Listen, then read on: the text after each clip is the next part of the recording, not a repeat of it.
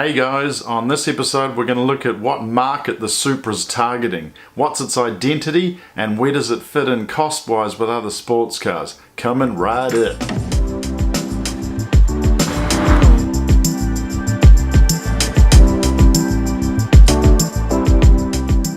Now first up is price. Well, we know that in America it's $49,990, so basically $50K US. Over here in Australia it's going to be somewhere around the $70,000, maybe $75,000 mark. We really don't have any digits so far. It's a little bit disappointing.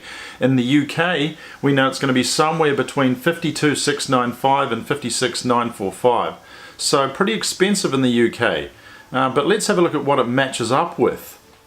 Now the obvious competitors that fall around this price range are obviously going to be the Mustang, Camaro, maybe the Corvette Stingray in America. European wise you're looking at the Audi TT, which comes in 74,700 over here in Australia, and that's the base model. That's no RS or even S version Audi TT. Then you've got the A5, which is the basic 2-litre turbo model. That'll fall around that price range as well. The RS5 Coupe here comes at 171 grand, and that's with the similar performance figures to the Supra. So that's got the 2.9 litre V6 twin turbo engine. From Japan we've got the 370Z. This starts at 55,000 Australian and goes all the way through to 70,000 for the Nismo one, which when you see it in real they're very good looking cars actually. They've been around for a while now, but a V6 engine, 3.7 litre, 253 kilowatts or 339 horsepower puts it exactly right on the target as the Supra. Bang, right there, same looking car, same power figures. Only 371 Nms of torque though, because it's a naturally aspirated engine. Honda Civic Type R, 305 horsepower, only a 2-litre turbo, but it's a VTEC, pretty good engine. This car is not the same category, of course. It is a sports car, but it is a four-door hatch, if you like. Pretty practical car, but it'd still probably beat the Supra 0 to 100 and probably beat the Supra around the track. All in all, value for money. This thing comes in at 57,600 in Australia, and it's a pretty good buy when you look at those terms. Another car from Japan would be the Lexus RC350. 232 kilowatts out of the naturally aspirated 3.5 litre V6, and it's $70,000. 311 horsepower, so right there again. It's a GT car though. We all know now the Supra is not a GT car. From Germany we have the BMW range. Of course the M2 competition, it comes with the S55 engine. You can't get the old B58 M2 anymore, that's now in the 240i. But the M2 comes in at 96,000 or drive away 115,000, so it's quite a bit more. 305 kilowatts though in the M2. The one that is very similar to the Supra though is the M240i. It's exactly the same power figures, 250 kilowatts, 500 Nms of torque, same engine, gearbox, you name it, as the Supra. This is the same car with a different shell, the same as the Z4 as well. This one comes in at 76,000 or 86,000 drive away in Australia. This is exactly where I imagine the Supra to be. So this is a direct competitor for the Supra, no doubt, but it is a different type of car. The Z4 here is $93,000 or up to 115,000 drive away, and this is the base model. This is the Z4. Look, I don't know why you would buy this one.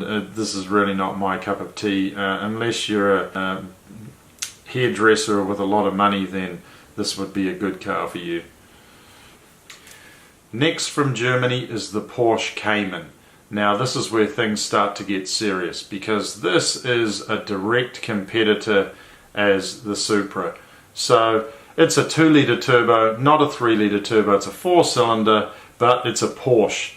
So right now let's have a look where the Supra is going, and then we'll talk about its closest rivals. So identity with the Supra, it has changed. It's no longer a GT car. It's now a sports car, a 2-seater only. not much room in there, but this is a change for the good. The car looks incredible. It looks amazing.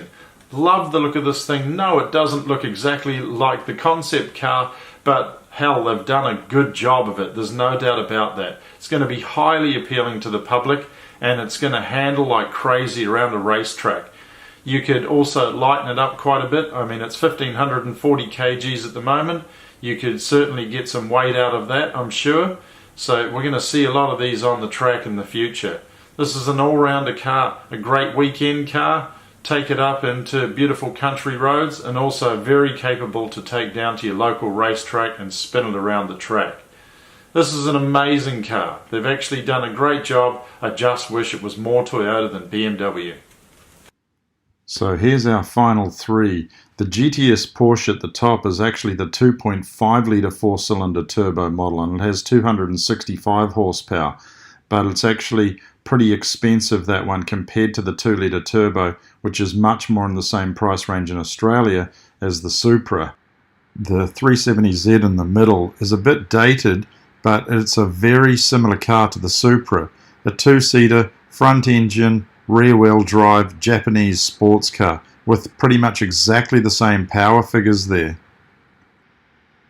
The Supra at the bottom is way up on torque, so 335 horsepower, 500 newton meters of torque, simply because it's turbocharged like the Porsche, but it's got an extra litre than the Porsche. Yes, the 370Z is a 3.7 litre, but it's naturally aspirated. And this is the 370Z's major downfall. You can't tune the thing. It's basically stuck how it is unless you spend a lot of money and twin turbo the V6. Yes, then you've got a great outcome, but you're basically going to have to rebuild the whole car.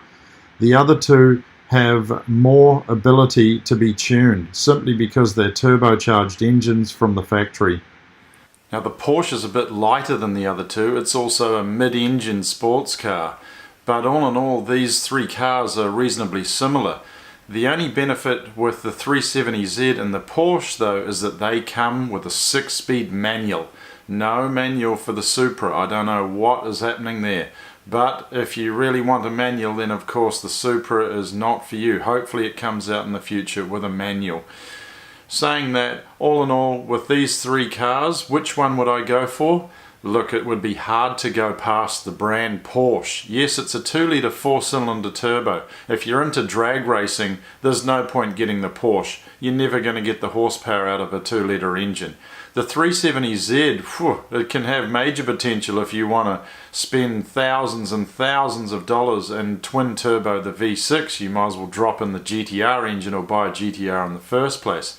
The Supra, there's a lot of tunability there. Now, I wouldn't say that this engine is capable of the very high horsepowers that the 2JZ could achieve. It has a steel block, the 2JZ, and the thing is bulletproof. This engine is very capable for track work, and you could get it up to around 600 horsepower pretty easily and reasonably reliably, I think. We don't really know yet. But all in all, as a track car and as a good buy, I would choose the Supra. I would actually go for the Supra. It would help if it had a manual gearbox, but this ZF transmission is a pretty good one.